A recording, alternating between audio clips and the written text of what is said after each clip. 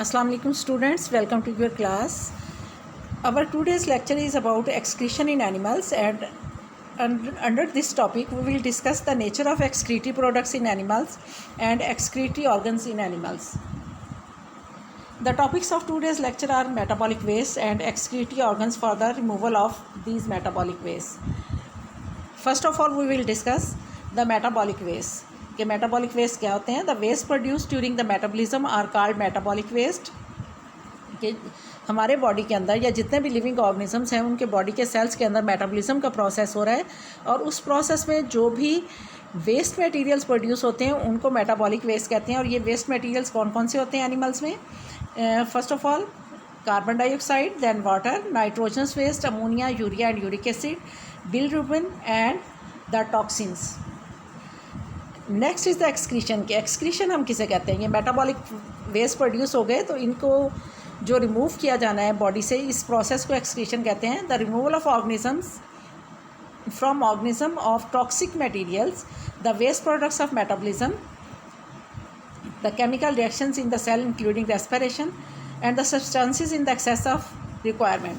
कि living organism की body से सारे एक्स्ट्रा मटेरियल्स जो कि टॉक्सिक मटेरियल्स हैं, हार्मफुल हैं, डेंजरस है, उनका रिमूवल, और ऐसे मटेरियल्स भी जो कि टॉक्सिक तो नहीं है लेकिन वो एक्सेस में है, वो सेल को नहीं चाहिए, उनके रिमूवल को भी हम क्या कहेंगे? एक्सक्रीशन कहेंगे. और ये मटेरियल्स कब प्रोड्यूस होते हैं बॉडी में?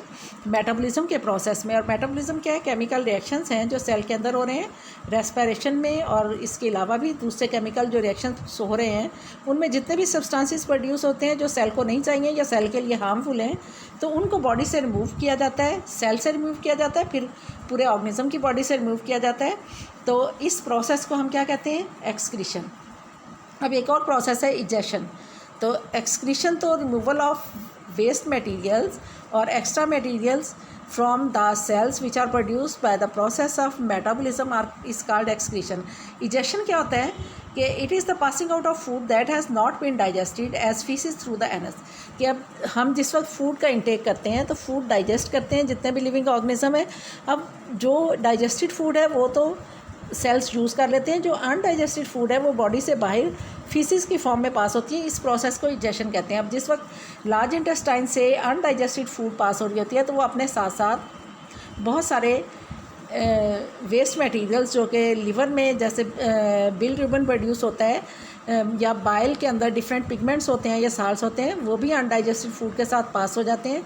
तो इजेशन के प्रोसेस में भी कुछ वेस्ट जो हैं वो बॉडी से बाहर रिमूव होते हैं. नेक्स्ट है excretory products and their incidental loss.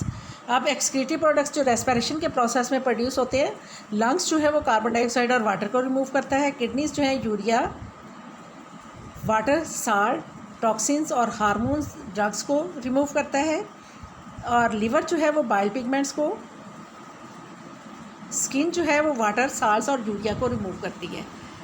अब जैसे मैंने आप लोगों को बताया था पहले ही, egestion. The large intestine also collects and excretes waste from throughout the body including bilirubin and bile.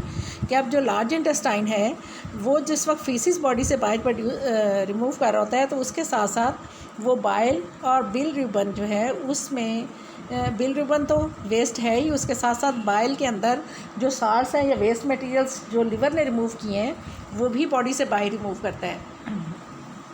अब स्किन जो है ये हमारे पूरे बॉडी को कवर करती है स्किन, और इसके थ्रू बॉडी से क्या क्या चीज़ें रिलीज़ होती हैं?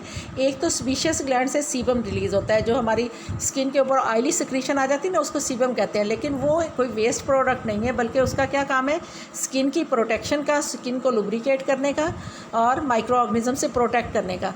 तो वो एक कोई एक्सक्रीटरी प्रोडक्ट नहीं है. इसके अलावा स्वेटिंग होती है हमारी स्किन से, जिसमें स्वेट ग्लैंड जो हैं वो स्वेट प्रोड्यूस करते हैं. अब स्वेटिंग को भी हम एक्सक्रीटरी प्रोसेस नहीं कह सकते, क्योंकि वो थर्मो रेगुलेशन, हमारे बॉडी को के टेम्परेचर को रेगुलेट करने के लिए हम स्वेटिंग करते हैं.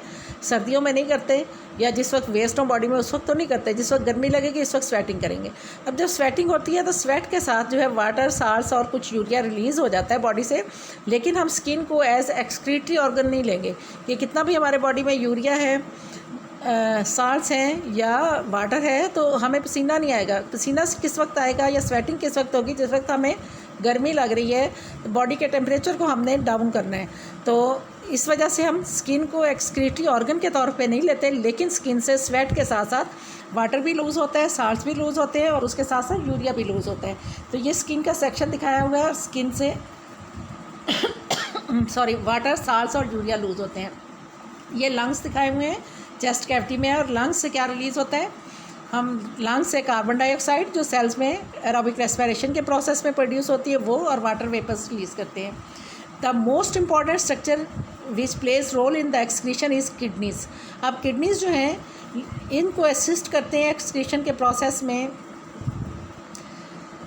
लिवर, ठीक है।